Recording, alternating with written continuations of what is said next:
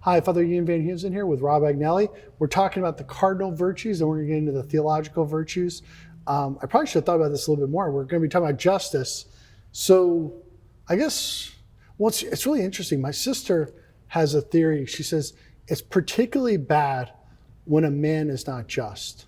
Because the opposite of being just is being ruled by your preferences and by whether you like people or not, which when a man is that way, it's kind of, for lack of a better word, ruled by his emotions, right? So like, if I like you, I'm going to treat you one way. If I don't like you, I'm going to treat you another way. Mm-hmm. Have you ever experienced people like that, or what's kind of your thoughts on? Yeah, yes. I mean, and that's always a temptation for anyone, right? Like to be that way a little bit, to favor certain people. I think to me, like justice is really the most difficult of the virtues, because it really is not about me, right? Like it's a virtue that manifests itself by my interactions with people, by how I treat other people, but even how I'm making sure that people get what they're owed, right? Yeah. And that is the most difficult, right? So those external virtues that manifest themselves that way, especially socially, are I think the most difficult.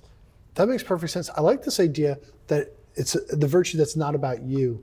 It's more outward focus, because what I've come to appreciate is the way that we fall and we don't become just is our natural tendency, concupiscence, if you will. So concupiscence is a fancy way of saying that our tendency as humans is not towards virtue, but towards vice, not towards what's good, but towards sin.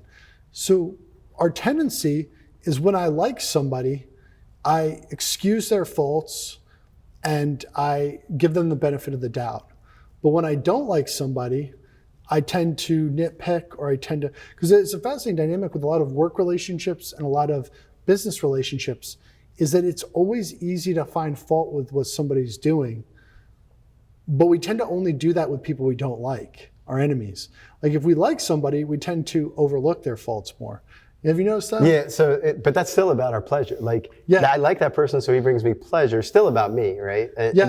But I think the reason why it makes it especially difficult in our culture is it's really at the heart of like the culture of death, utilitarianism, right? Like I like someone because they're useful to me. Maybe not useful in the sense of like they can get me something, but I like their presence. I like them being around, and I'm not really concerned about them per se. I'm just concerned about what they can do for me, what they bring to me, what they bring to the table, whether they're the fun guy that I really like or whatever, right? And so I think justice, again, is difficult, and it's not surprising that it's sort of the first one to go, right? When you begin to slide towards vice, it's the most difficult one. Yeah, well, because the thing is being just often involves measuring yourself by an objective standard, and having, I think, to see, is circumspection, is that a part of justice? I'm trying to think. No, that's part of prudence, I think. But I'm trying to think of, like, part of the key with measuring yourself by an objective standard is the ability to step outside yourself, to set aside how you feel about it, and try to look at your actions from, like, I'll have an example. This is going to make me look bad a little bit, but that's all right. So I was training my dog. I'm trying to train my dog walking without a leash. And I'm in my neighborhood, and I let him off my leash, and he's fine, but he went into a neighbor's yard, and the neighbor got upset, and they're yelling at me, and they're just not being a nice person. So I have a series of friends who are cops, politicians, because as a priest, people, all kinds of people. So I asked the police officer I know, I said, whatever, and we walked through it, and at the end of it, I was actually wrong. According to the law, he had the right, and he wasn't nice about it, he wasn't pleasant about it, but he was technically in the right. And that's what the law sometimes does, is it steps us out of ourselves, like, oh, sure, I'm being the nicer person. And so some people on the surface might say, well, I'm being the nicer person, therefore I'm the better person.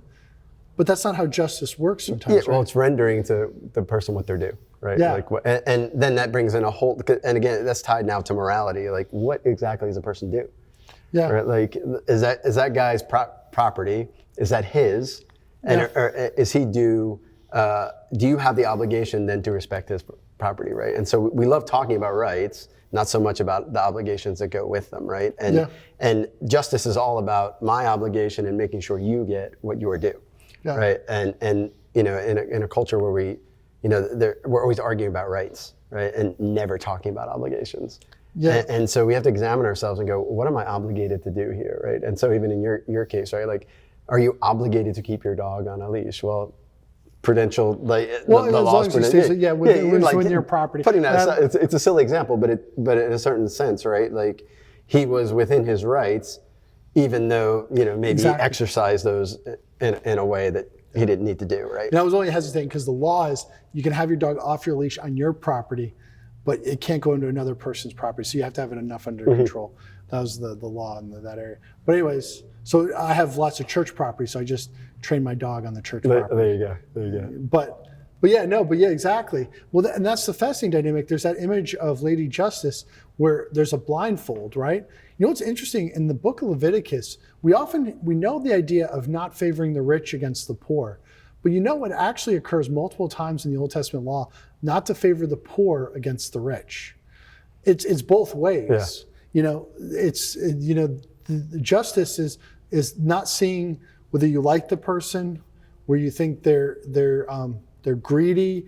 It's not thinking about whether their personality, but understanding things in a narrow way, what is due to the person and what is just. Yeah, right? and what the person, like, ultimately this always comes down to the clarity about what a person is. Yeah. Right, like what a person is and what we owe to people because they are what they are, because they're made in the image of God. And that's where, a culture that's becoming increasingly secularized, justice is going to get thrown out, because really, do I owe anybody anything if there's no such thing as God and there's nobody's watching? Like, if that guy wasn't watching, did it really matter whether I let the dog, like, and that aspect of justice it always comes back to, well, why is the human person worth anything? And it's because they're made in the image of God, right? And Absolutely. And if we throw that out, justice becomes a really difficult thing to even define, right? Agreed. And we could get into a lot with Aquinas on justice. I want to bring out one thing that I think all of us can relate to, and one of the things that's a classic issue that people don't know how to sort through, which is gossip, detraction, and calumny. Now, obviously, lying about somebody or making something up is pretty bad. But the question becomes, and I'm going to throw in a few things from St. Ignatius. St. Ignatius puts it really succinctly in the exercises. He says, if you reveal the fault of another person that's hidden, you're guilty of the degree of what you reveal. So if you reveal their mortal sin, then you are culpable for a mortal sin. If you reveal a venial sin, you're culpable for a venial sin. If you reveal their imperfections, you expose your own imperfections. I've thought about this a lot because it's a real challenge. In church world, whatever, people are constantly asking me my opinions about politics or church politics or, the bishop, the diocesan politics. And so how do you speak about these things in a way that helps people, but also what St. Thomas Aquinas gets at is people have a right to their good name. And now St. Ignatius says there's two circumstances in which you can reveal the fault of another person.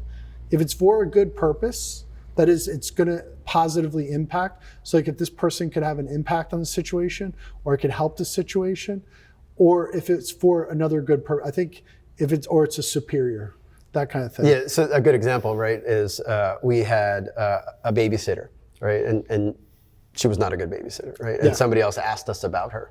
Yeah. And so we say, no, she's not a good babysitter, right? Yeah. But if I went around the whole neighborhood going, hey, this girl's a terrible babysitter, right? Now I'm bordering on detraction, right? Because there's no reason for I think a lot of it comes down to, like, in my own mind, the way I keep it straight is, why does this person need to know this? Exactly. Right? Like, is it for some good? Yes. Okay, I can tell them. And it's really hard because we tend to like that we have information about it. Like, I like to be the guy that's in the know. Like, I want people to know that I know this about, X, Y, Z. And that is a real temptation that we can easily give into, right? And especially if we lose sight of what's just. That's a great point. That's a great point. So, and so getting into, we'll switch gears a little bit, talking about distributive versus commutative justice. So there's three kinds. I don't think Aquinas himself talks about legal justice, but he definitely talks about commutative and distributive. So distributive is what the whole, or how's it work? The whole owes the part. So the whole of society owes an individual. Commutative justice is what do we owe each other? Yeah, so there's an equality there, right? Horizontal relationships. So like if you and I were buying and selling something, right? That's community justice, exactly. right? Like you and I should have the same burden in that transaction. But if, me as a father with, say a large family, like what am I owed because I am the father of a large family? Well, that's distributive justice, right? Exactly. This is one of the most controversial ideas right now. Aquinas, I don't like your smirk when you say controversial. This is controversial to hear, but Aquinas talks about it. Jordan Peterson talks about it. The income inequality. According to Aquinas, people who have higher status in society, they're given more shares of the things of this world. That it's a kind of law of nature, if you will. And Jordan Peterson talks about this, that you always have a dominance hierarchy. You never have an equality of goods. And in fact, even in communist countries, there's a hierarchy that people at the top have more things.